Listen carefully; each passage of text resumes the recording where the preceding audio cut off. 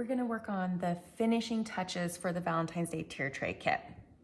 I painted the base coat on all of the pieces. I know all of you have done one of my kits previously, so I don't think you'll have any questions. If you do, feel free to reach out and I will go over the normal steps. I prematurely put the truck on the back piece, so yours will probably not be put together yet. So don't worry about that.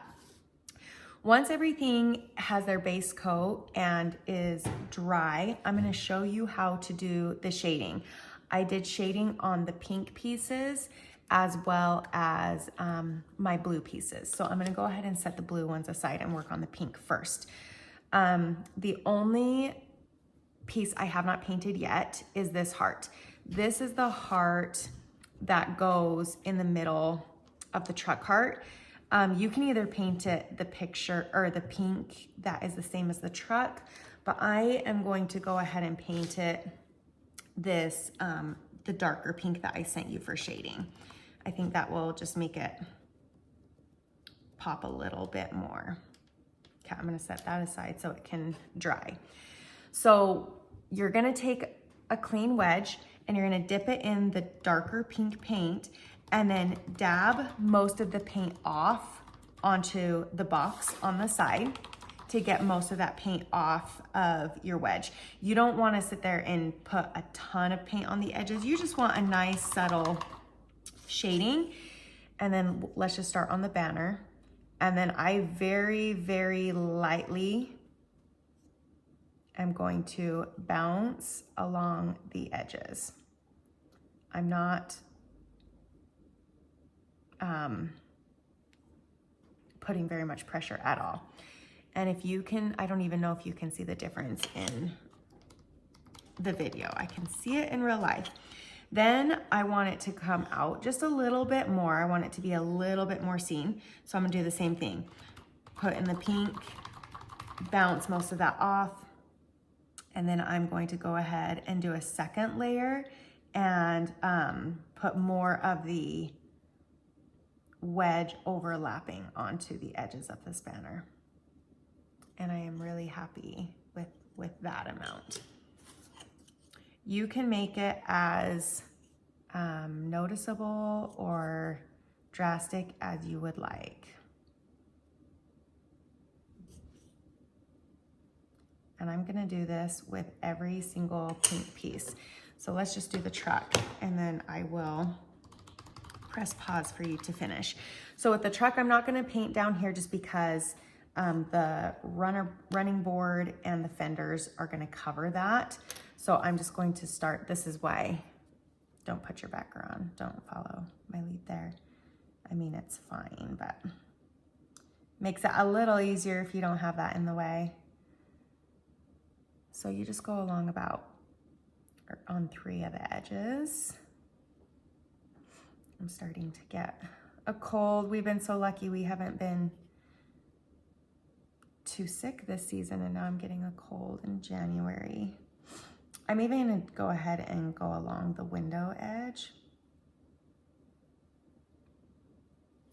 That's gonna be covered by the window, so I'm not worried about that.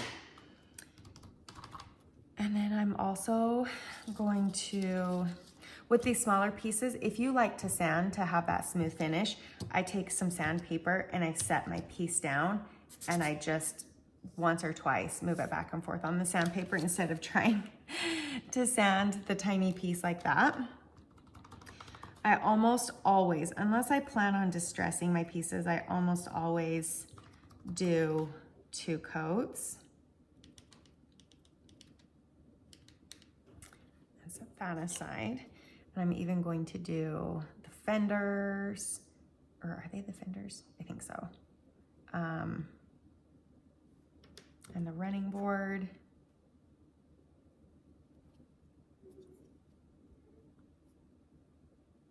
So just follow this process for all of the pink pieces and then do the same thing with the blue pieces with the darker blue. So that's just, all that is the mailbox in this one.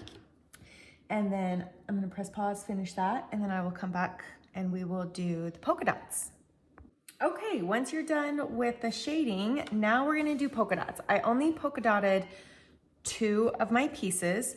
I'm gonna show you an easy way to make those polka dots look like they're random, but they're also symmetrical.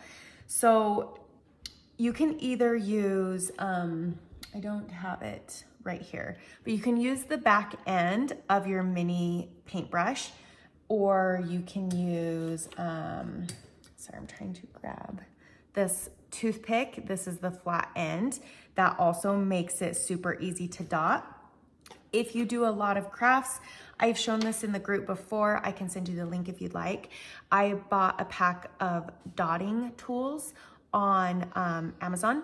It comes with several different sizes. I think it came with like 6, but you can see the dots on the end.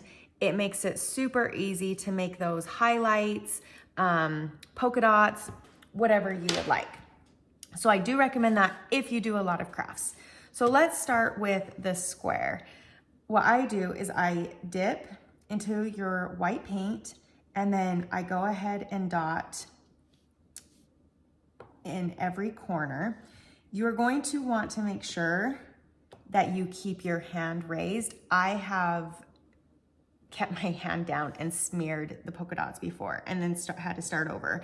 So like painting the whole entire piece. So don't make my mistake.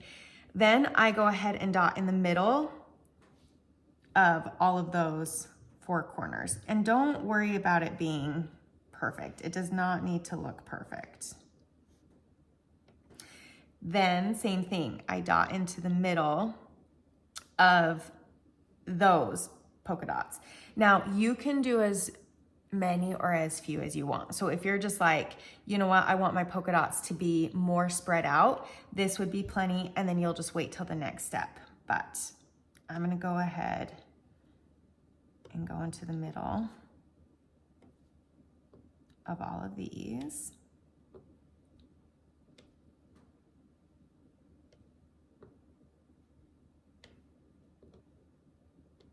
Okay, then I'm basically gonna follow a grid. I'm gonna go and straight down from this dot and straight across from this one. Straight down from this one, straight across from this one. And I'm just gonna work my way. Oh, I almost put my hand in it again. Now, once you get used to this, I'm just trying to show you the reasoning behind this method.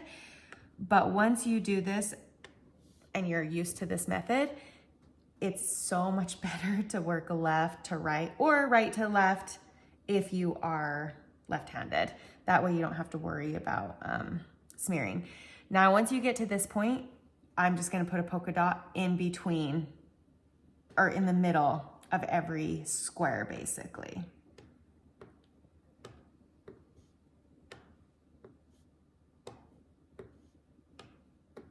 And this will give you the look of random polka dots, but it looks nice. It doesn't look chaotic and stressful. At least that's how I felt when I would try to do it randomly. And this takes a while to dry just because it's basically a pool of paint versus a really thin layer. So be really careful and set that. I like to set mine pretty far away from me so I don't accidentally drop something on it. Now, as far as a circle, it's basically the same method. I try to envision it as if it's a square. So I'm gonna start with the highest spot, and I'm going to go ahead and do one. Oh, you know what? Don't forget that this is going to have, I'm gonna go ahead and put that on because I would be covering up a lot of my polka dots, which is totally fine, but this will help the ones show through that I want to show through. Just lining up the edges.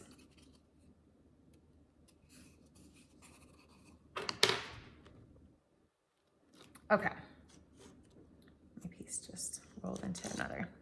Okay, now I am going to dot once at the top, and I'm gonna dot once at the bottom.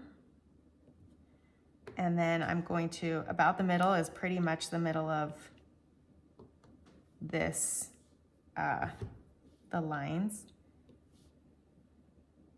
There we go.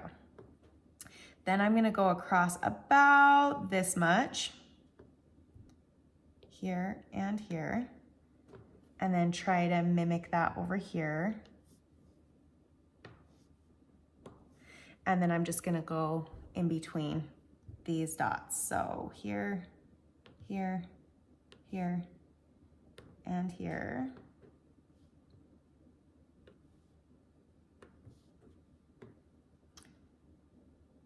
Let's see. And then I'm gonna go ahead and dot on these edges. And there we go. So now I'm gonna let this completely dry, and then I'm going to take all of the back peel off and put my pieces together. Again, I'm pretty sure all of you have gone through that before, so you won't need any help with that. We'll jump on. I'm gonna show you how to do, actually, I'm just gonna show you now. So if you see on Facebook, let me set this one aside. If you see on the Facebook picture, I don't know if you can tell on the instruction one, I mean, I think you can, but there were a couple pieces that I did like a swipe and some dots. So for instance, the red heart outline for the truck, same thing. You can either use your dotting tool or you can use, let me press pause. I need to go get a baby wipe because I just dropped my thing in the paint. Okay, sorry. I am the world's messiest crafter, as you can see from my table, but it all cleans off, so.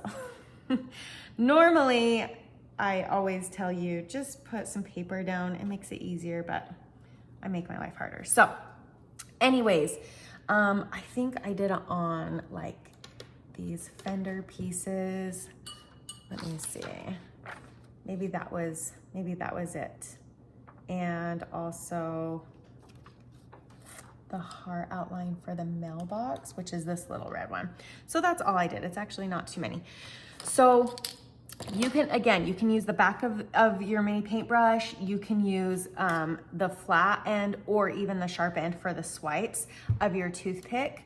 Or I'm gonna go ahead and use my dotting tool, but I also like to use a white paint marker for the swipes. It just makes it so much easier. If you, I got this one from Sam's Club. I had linked it, it's probably a year ago, and it came in a whole pack of colors, but I have only ever used the white color. So I know Posca is a really popular brand. I haven't tried it. I will once this one runs out. But anyways, it makes it super fast. So let's say I wanted to do some swipes here. So all I would do is I would just do a swipe, and then actually I'm gonna do a skinnier dot because this is a smaller piece.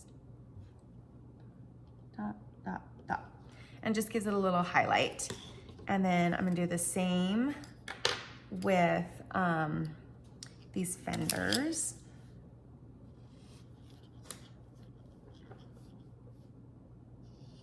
And you can just add highlights wherever you feel. So if I were using my toothpick, I would just dab that in and slide. You can use a paintbrush to do that, whatever tools you have and whatever will make it easier. And then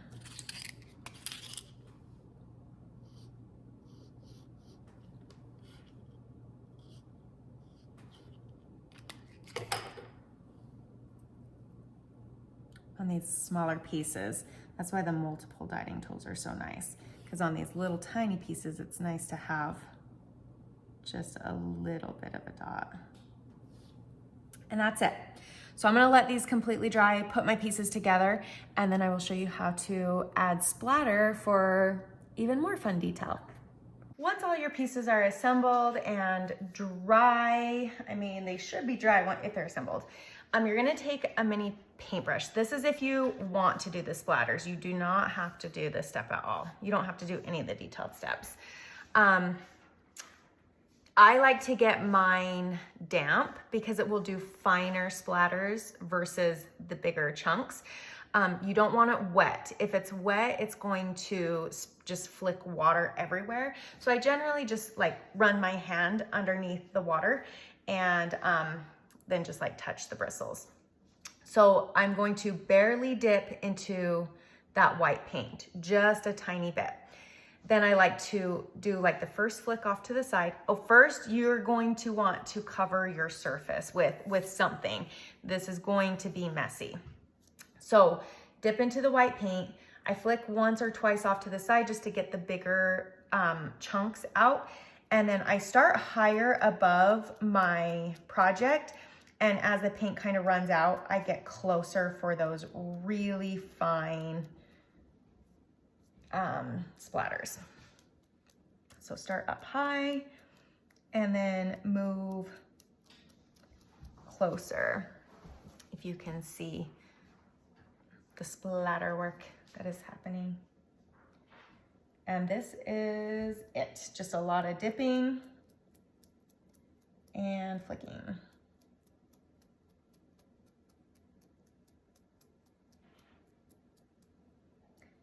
I try to focus the,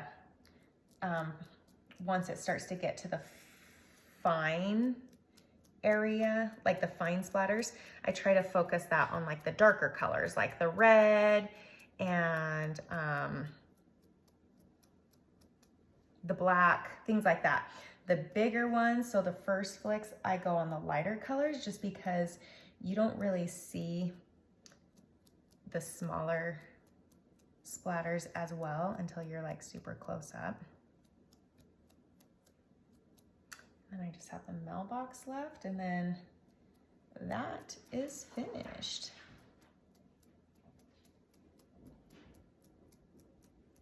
So don't be intimidated by this. It's super easy, and it really just gives it a really fun look. I'm gonna let this dry, and then we will string our beads for our tassel, and that will complete your project. Okay, time to make your tag. So you were sent with 3 sizes of twine. You're going to want the really long size and the smallest length. So that mid-length, we're gonna set aside for now. Take your longest twine, and I like to spread my fingers as wide as I can, and I hang this a little bit past my palm, and then I just start winding around my hand. Oh, I almost got this knotted up.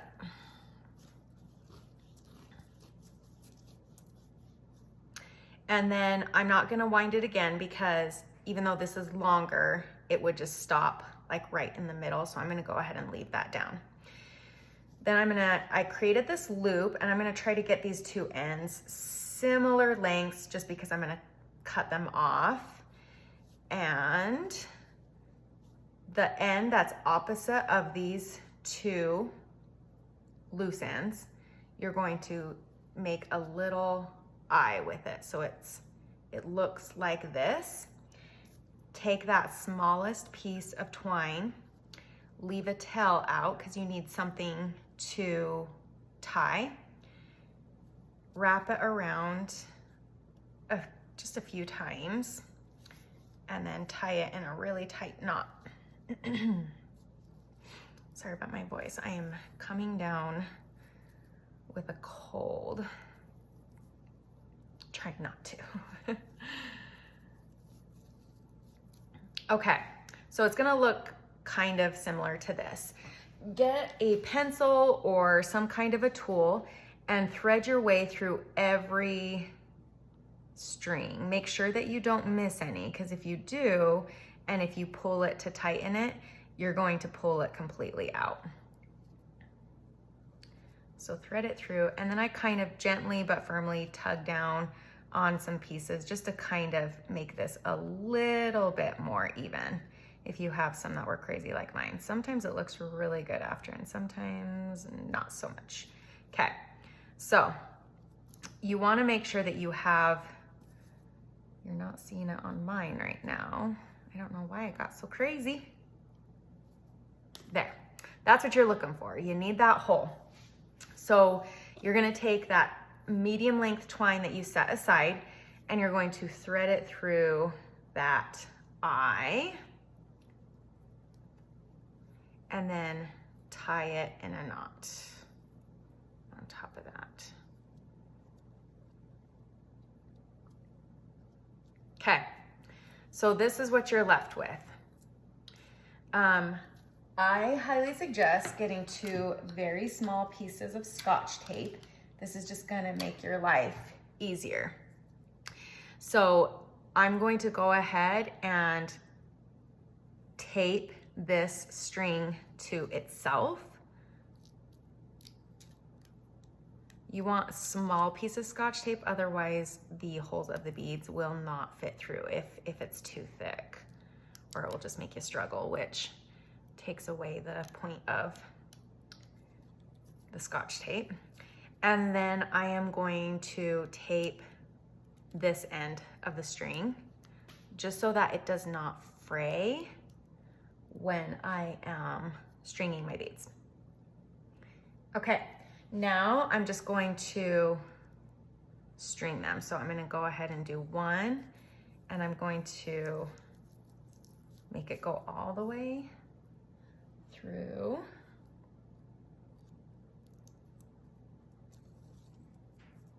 Oh, guess what? The tape failed. I did it wrong, or I taped it too close to the edge. This is a disaster. I'm not gonna edit it out.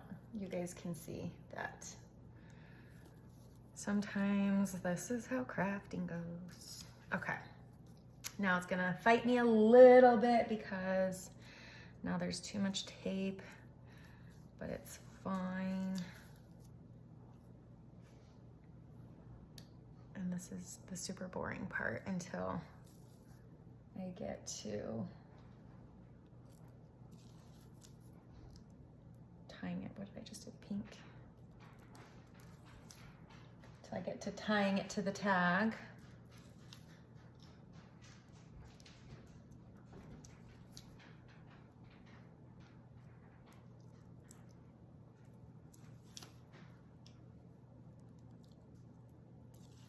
Okay, 2 more. If you get the wood cutouts only, I have a few people who do that. You can just do, obviously, I don't know. Some people just don't do beads. Some people like to just do ribbon or tassels. I love seeing how creative people can be. Okay, so then when you're done with that, take your tag and I'm going to thread up through that hole. And then you're going to firmly but gently make sure that all your beads are pushed to the end of your tassel. You don't want these big holes in them or else you're going to keep those holes in your tassel. So make sure it goes all the way to the end and butt your tag up firmly to this bead. I am going to create a gap so that you can see it. You will not have this gap. Make sure that yours is like that. So I'm just gonna do this just to demonstrate. You're gonna take the end of this twine and go behind this rope that's in between the tag and the bead, just like this. And it's gonna create this loop and you're going to bring it up through that loop. So I'm going to do that without that gap. So I'm gonna go behind, make sure that it doesn't go over onto the beads. It really needs to be between the tag and that first bead. Create that loop, and then I'm going to pull that tight. And then you want to repeat that process to create a knot. Go behind, in between the tag and that first bead, through that loop, and knot.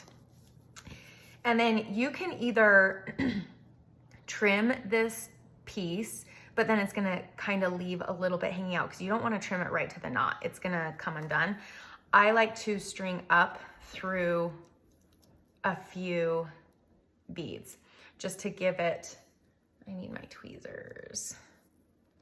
Oh, I got it.